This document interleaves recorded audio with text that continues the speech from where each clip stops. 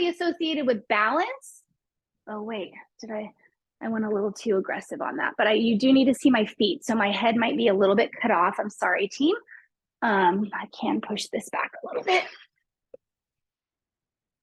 So inside the clock, I'm going to throw these around at different points, right? And you can coach from inside the clock as well.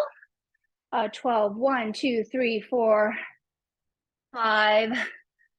If you don't have all the points, you can just put them at, you know, the four main points too.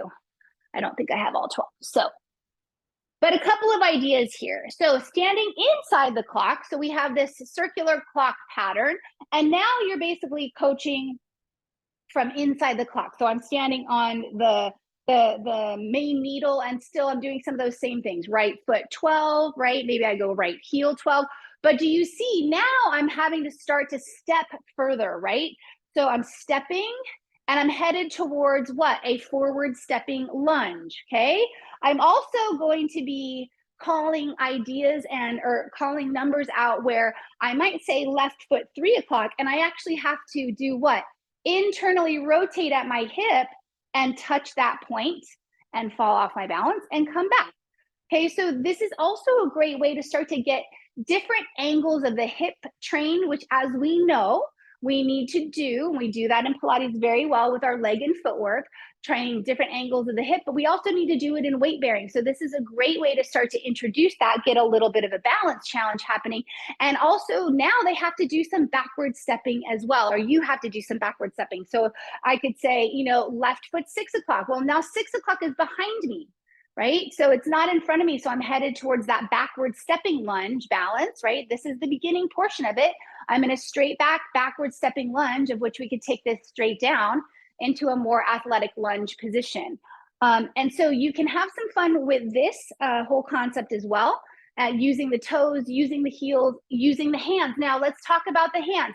We've omitted that 11-inch lift from the floor with the BOSU. So getting and touching down onto the floor is going to be what? More challenging. So you would need more hamstring dynamic flexibility through the hamstring to say, you know, right hand 3 o'clock. There would have to be a little bit more of a knee bend squat and or a hinge here, depending on what works for you or the clients. But this is a nice way to continue the clockwork theme, but be doing it inside the clock. Now, I just took a falls prevention and reaction time workshop from Movement Science Made Simple a few weeks ago, and they did a similar strategy to this. They just used cones. And I actually coached this on like I said, a tutorial on Pilates Anytime years ago for active aging. A nice thing to do if you don't want to use the clock is to also take these and just spread them out in a variety of places and see if you can stand inside this and actually just touch each point with your feet or with one of your feet. So we're going to go what? Across here. We're going to go behind. I'm watching my screen and not my dots. Behind. How am I going to get over here? Forward, right? So this is really challenging on balance. You can see me in my struggle bus right now. I'm going to go straight behind and see if they can actually get to all of these locations with one foot. Okay. And then you would, of course, try the other side.